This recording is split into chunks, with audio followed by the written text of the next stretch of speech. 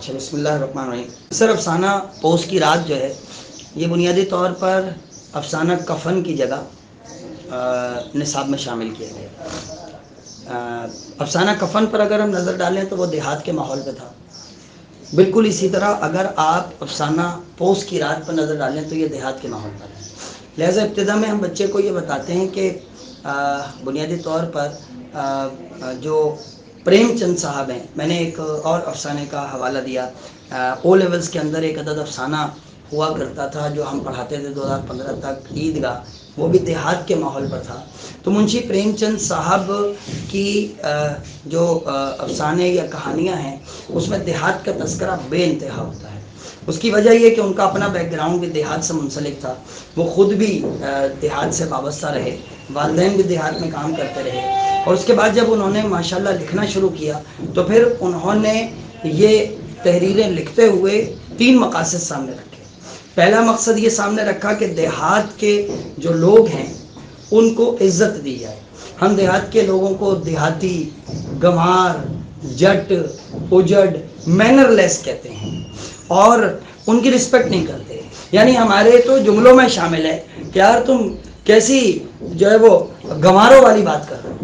अब हमने तज़हीक के लिए ये लफ्ज़ इस्तेमाल करना शुरू कर दिए हैं कि हम किसी की इंसल्ट करते हैं, किसी की बेइज्जती करते हैं और हम उसे कह देते हैं यार बड़ा देहाती आदमी हो तुम गंवार आदमी हो, बल्कि लफ्ज़ हैं कैसे उजड़ हो, जट हो। तो हम बुनियादी तौर पर जिस तरह बदतहज़ीबी करते हैं तो ये उस मुआशरे से आज तक चल रहा है। इसलिए लोग वो ये चाहते हैं कि शहर के रहने वाले, देहात में रहने वाले लोगों की इज्जत करें। क्यों? इसकी बुनियादी वजह मैंने आपसे कहा, मिसाल के तौर पर हम बिरयानी खाते हैं, बड़े शौक़ से कराची में खाई जाती है। हमारे यहाँ शादी की तकरीब से लेकर पिकनिक और पिकनिक से लेकर मैयत तक में बिरयानी सबसे पहले मेन्यू में रखी जाती है। वो चावल से पकती है।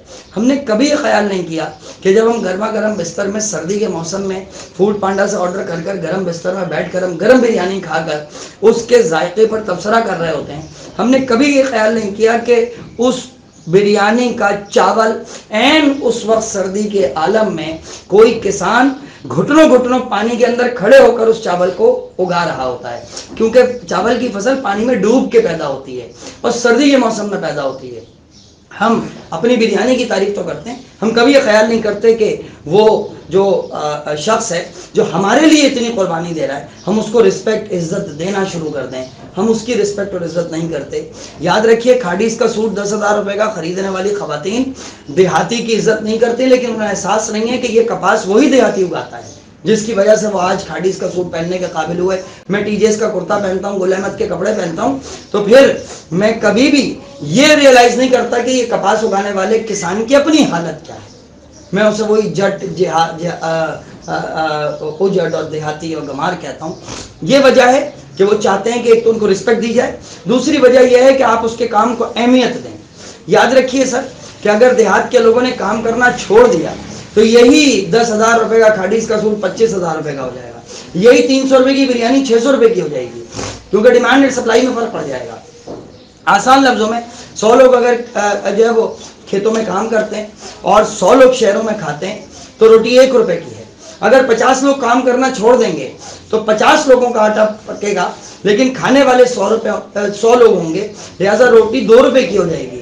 और अगर वही 50 लोग देहात छोड़कर शहर में मुंतकिल हो जाएं तो खाने वाले 150 हो जाएंगे और उगाने वाले वही 50 होंगे और रोटी 3 रुपये की हो जाएगी। यानी उस किसान को नुकसान नहीं होगा, नुकसान उस शहर के रहने वाले को होगा जो उसकी इज्जत और अहमियत समझने के लिए तैयार नहीं है। लिहाजा वो चाहते हैं कि कौम और मुल्क में जो खेती करने वाले किसान हैं उनकी अहमियत को समझा जाए, और आज भी अगर नहीं समझी गई तो आने वाले वक्तों में नुकसान हमें होगा। देखिए, जो किसान की सूरत हाल है, जो किसान की सूरत हाल देहात के अंदर है, वो उससे ज़्यादा शहर में आके कमा लेता है। जितना वो वहाँ कमाता है उतने यहाँ कमा लेता है। तो किसान को फ़र्क नहीं पड़ा, किसान की ज़िंदगी गुजर गई। फ़र्क हमें पड़ा, बैठे बैठे चीज़ 2 रुपये की हो गई और बैठे बैठे 3 रुपये की हो गई, क्योंकि काम हम नहीं कर सकते। लिहाजा ये 3 ऑब्जेक्टिव उनके हैं। और तीसरा ऑब्जेक्टिव क्या है? तीसरा ये कि if you are on an authority, अगर आप किसी इख्तियार पर हैं, अगर आप ताकतवर शख्सियत हैं, अगर आप सियासतदान हैं, लीडर हैं, अगर आप कोई सनतकार हैं, कोई बड़े, और आप किसी जगह इनके मसाइल हल करने के लिए आवाज़ उठा सकते हैं या अपना इख्तियार इस्तेमाल कर सकते हैं, तो उनके मसाइल हल करने की कोशिश करें। इसलिए उनके अफसानों में देहात का माहौल पाया जाता है। यह ऑब्जेक्टिव। दूसरी, इसके अंदर एक बड़ा ऑब्जेक्टिव यह है, जो इस अफसाने का सेंट्रल आइडिया कह लें, कि अगर किसानों ने काम करना छोड़ दिया, जो मुस्तकिल उनमें यह सोच पैदा हो रही है, तो उसके आफ्टर इफेक्ट्स मुल्क और कौम को झेलने पड़ेंगे। किसान को नुकसान नहीं होगा, वो अपनी ज़िंदगी फिर वैसी ही गुजार लेगा जैसी वहाँ पर है, शायद उससे बेहतर गुजार ले, लेकिन हमारी ज़िंदगी जो है वो मिजरेबल हो जाएगी, बहुत काबिल रहम हो जाएगी, बहुत तकलीफ दे हो जाएगी, और हमें उस तकलीफ दे ज़िंदगी का जो है वो एहसास तक नहीं है कि अगर हमारी ज़िंदगी कितनी तकलीफ दे हो जाएगी अगर किसानों ने खेतों में काम करना छोड़ दिया। इस अफसाने के अंदर 3 जो है वो कैरेक्टर्स हैं, और उस कैरेक्टर से पहले मैं ये समझा दूं कि हमारे यहाँ किसानों के काम करने की पोजीशन ये है कि किसान ज़मीन का मालिक नहीं होता। किसान ज़मीन पर just like an employ, feudal होता है, जागीरदार, एक वडेरा, एक चौधरी जो ज़मीन का मालिक होता है। किसान उसके ऊपर काम करते हैं और उसका कोई 20% के करीब उसका शेयर होता है जो उसको मिलता है, और उस पर काम करने के बाद कुछ लोग तो उजरतन काम करते हैं, लेकिन जो ज़मीन के ऊपर काम भी करते हैं उसके शेयर 20-25%। आजकल एक साहब मुझसे बड़े चौड़े होकर बोले, मियाँ 50% हम देने लगे। बहुत बड़ा कमाल किया 70 साल के बाद कि कुछ इलाकों के अंदर उन्होंने 50% शेयर देना शुरू किया है। मेरा कहने का मतलब ये कि ज़रा समझिए कि 20-25% के अंदर जो किसान काम करता है, वो सुबह जब फसल बोता है तो वो जो खाद है वो कर्ज पे लेता है, उसके बाद वो जब उस पर हल चलाता है तो ट्रैक्टर किराए पे लेता है, कर्ज पे लेता है, उसके बाद वो उसमें जब पानी देता है तो ट्यूबवेल किराए का है, उसके बाद वो बिजली के पैसे भी देता है उसके, और पानी इस्तेमाल करने के पैसे भी देता है। फिर जब पौधे निकल आते हैं तो उस पर जरासीम कुछ स्प्रे पेस्टिसाइड्स स्प्रे किया जाता है, उसके भी पैसे देता है, यानी कर्ज पे लेकर आता है। उसके बाद फसल की कटाई का वक्त होता है तो मशीनें जो है वो कर्ज पे ली जाती हैं। उसके बाद जब उसे लादा जाता है ट्रैक्टर ट्रॉली पर कि वो अपना किसी मिल तक पहुंचाने के लिए, तो कर्ज पे लिया जाता है। और इन तमाम चीज़ों को जब फसल कटती है तो एक एक करके सब चीज़ों का कर्ज वापस करना शुरू करता है, और आखिरी में उसके पास बचता है साल भर का अनाज और 2 साल के 2 जोड़े जो ईद और बकरीद को बनाए जाते हैं, और उसकी ज़िंदगी उसी तरह गुजरती रहती है। इसमें कहीं बीमारी नहीं है। अगर उसने बीमारी पर कर्ज ले लिया तो वो कई साल चलेगा। इसमें किसी की शादी नहीं है, वो ले लिया तो कई साल चलेगा, क्योंकि उसके पास कोई और रिसोर्स नहीं। वो सारी मेहनत उसकी जो होती है उसका फायदा जागीरदार वडेरे को होता है, उसको खुद नहीं होता, उसकी ज़िंदगी नहीं बदलती। इसीलिए आज भी आप अगर उठा के देखें तो आपको कराची के अंदर चिंची चलाने वाले जो लोग आपको नजर आते हैं, they belong to southern Punjab. लाखों आदमी सदर्न पंजाब के अंदर काम छोड़कर वो यहाँ पर चिंची चला रहे हैं और ज़िंदगी गुजार रहे हैं। वो उतना कमा लेते हैं जितना वहाँ पर है, लेकिन हमारा चावल महंगा हो गया, हमारी कपास महंगी हो गई, क्योंकि वहाँ पर उगना कम हो गया। तो याद रखिए कि आने वाले वक्त में अगर ये सिलसिला चलता रहा तो ये नापैद हो जाए। याद रखें, पाकिस्तान से बाहर जाके सऊदीया में और दुबई में काम करने वाले लोगों की मेजॉरिटी पंजाब की है, और पंजाब एक ज़रई सूबा है। वो देहात में रहने वाले लोग अपनी ज़िंदगी बेहतर बनाने के लिए पाकिस्तान से बाहर चले जाते हैं, मेहनत मजदूरी करने के लिए जाना चाहते हैं, या वो पाकिस्तान के शहरों में मुंतकिल होते हैं। लेकिन दोनों सूरतों के अंदर खेत में काम करने वाले लोगों की तादाद कम होती चली जा रही है। इसलिए ज़राअत कमज़ोर हो रही है, और ज़राअत की वजह से हम तकलीफ का शिकार और मुल्क जवाल का शिकार है। इसमें 3 जो है वो लोगों का तस्करा है। एक किसान है जिसका नाम है हल्कू, नाम है हल्कू, है बहुत भारू, बहुत भारी जिस्म का है।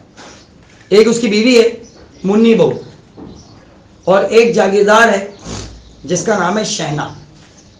पूरे साल मेहनत करके उसने जो है वो 3 रुपए जमा किए हैं, अपना पेट काट के।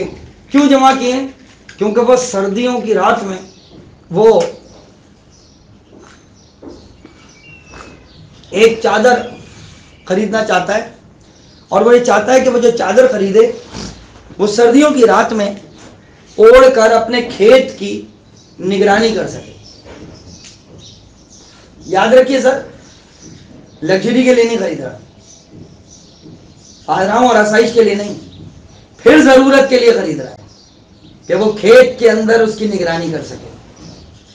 3 रुपए उसने जमा किए, आज शहना पैसे लेने आया है। पहली लाइन है ये, यहीं पर तीनों कैरेक्टर इंट्रोड्यूस कर दिए। ये भी प्रेमचंद का कमाल है कि पहली लाइन के अंदर तीनों कैरेक्टर हो गए कि वो हल्कू मुन्नी बहू से आके कहता है शहना आया है। पहली लाइन के अंदर तीनों कैरेक्टर इंट्रोड्यूस हो गए कि कौन आया है, किससे कहा गया, कौन कह रहा है। मुन्नी बहू मना करती है कि मैं नहीं दूंगी, ये खुशामद करता है, कहता वो गाली देगा। ये एक और इस बात का पहलू है कि जागीरदार वडेरे लोगों को गालियां देते हैं, बुरा भला कहते हैं, और उनके गालियां और बुरा भला कहने की वजह वही कि हम लोग उनको बाइज्जत नहीं समझते, और वो तो कर्ज देते हैं, लिहाजा वो तो और गाली देने का हक रखते हैं। ये कहता है कि तू पैसे दे दे, उसने कहा फिर तुम चादर कहां से लोगे? उसने कहा मैं कोई भी तरकीब सोचूंगा लेकिन इसकी गाली नहीं खाऊंगा। वो पहले तो हमें तनाती है और तनी हुई बमों के साथ कहती है क्या उसका राज है, फिर अचानक वो खुद रियलाइज करती है, एहसास होता है कि हाँ वो ताकतवर है, पैसे वाला है, जागीरदार है, गाली दे सकता है। उसकी बमें झुक जाती है और उसके बाद वो खामोशी से पैसे दे देती है और ये पैसे ले आके उसको दे देता है। सीन चेंज होता है। अगला सीन उन्होंने दिखाया कि पोष की रात आ गई। पोष क्या है? पोष संस्कृत जबान में दिसंबर के महीने को कहते हैं, लेकिन उसकी तारीख 1 दिसंबर से 30 दिसंबर नहीं होती, बल्कि हमारे कैलेंडर के मुताबिक 15 दिसंबर से 15 जनवरी पोष कहलाता है, और 15 नवंबर से 15 दिसंबर जो हमारा नवंबर कहलाएगा उनका महीना कहलाता है माघ। तो जैसे हम नवंबर दिसंबर कहते हैं तो वो माघ पोष कहते हैं। माघ पोष नवंबर दिसंबर को कहा जाता है।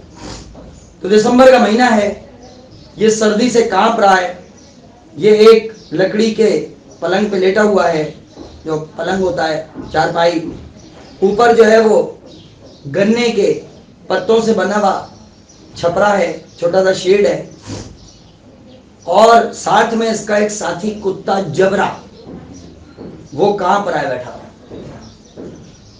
दोनों को नींद नहीं आती। ये कुत्ते की तरफ देखता है तो कुत्ता कूं कूं कूं कर रहा होता है, तो ये कुत्ते से कहता है तू अब कूं कूं क्यों कर रहा है?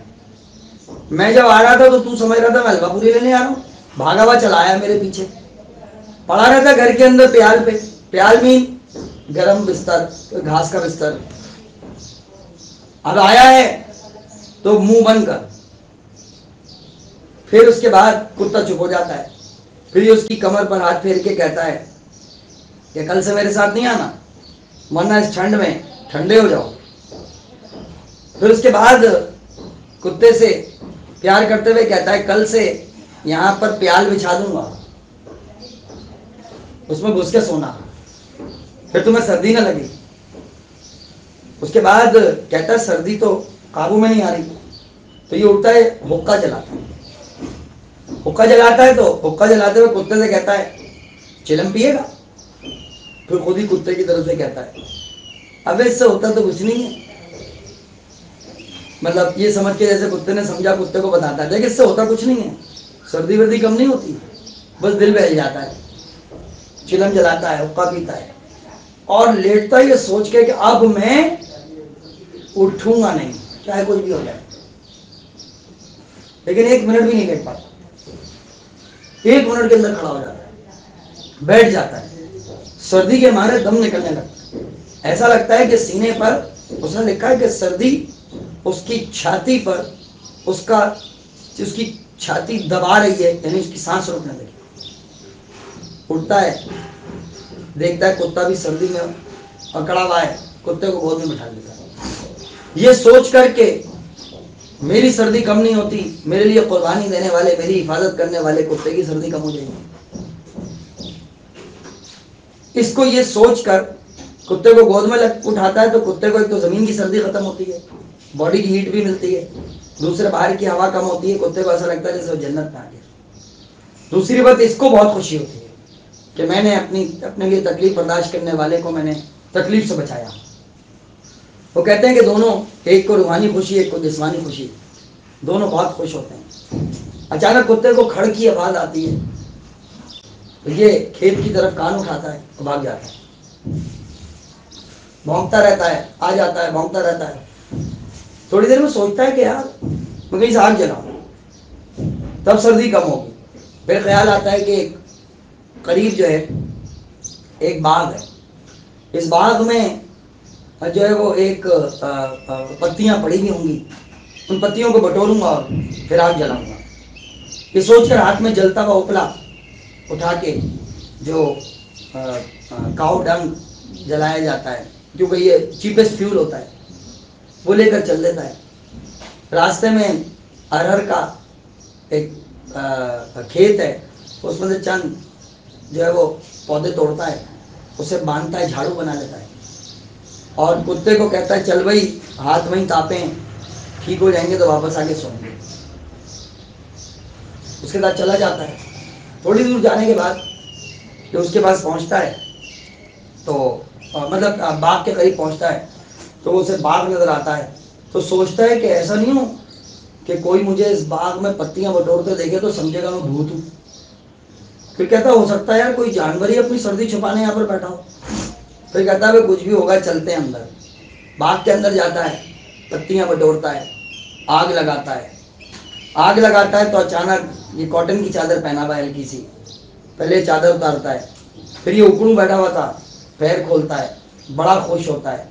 फिर सर्दी की तरफ मुंह करके कहता है कि अब मेरा बिगाड़ क्या बिगाड़ती है। आग जलने लगती है, थोड़ी देर बाद ये गर्म हो जाता है, कुत्ता भी खुश होता है, साथ बैठा हुआ है। अचानक कुत्ते से कहता है क्या हो, इस आग को कूद के पार करें। मस्ती सूझ रही है उन्हें, आग को कूद के पार करते हैं। कुत्ते को बोलता है तू जल गया तो मैं तेरा इलाज नहीं कराऊंगा। कुत्ता बोलता है मैं पागल हूँ, इधर से कूद के आऊंगा। कुत्ता क्या करता है, ऊपर से कूदने के बजाय ना चारों तरफ गोल चक्कर काट के उसके पास आ जाता है।